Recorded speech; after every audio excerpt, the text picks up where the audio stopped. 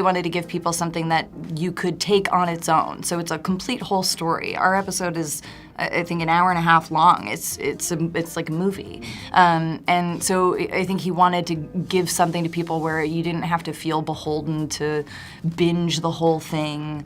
For me, it's not a huge commitment. We worked on this for about a month, which is great for one episode of two. It's like making a movie. And I think that's a really easy way to kind of make a show like this.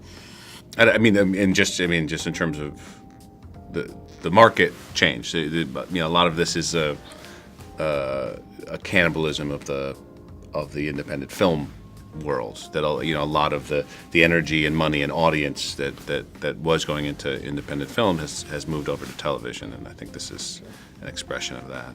Almost every episode is in a different city.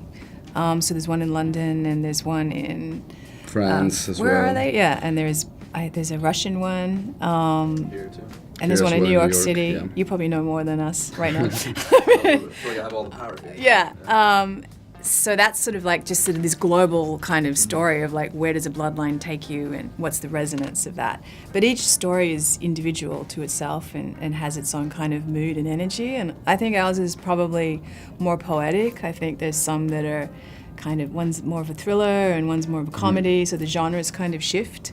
But obviously there's a consistent voice because, he directs and writes every episode, so there's something very kind of consistent there as well. I just like being a part of a master's work. Matthew came with this all on his own and stitched it together, and it's wonderfully written and beautifully realized. And for me as an actor, that's just what I want to be a part of.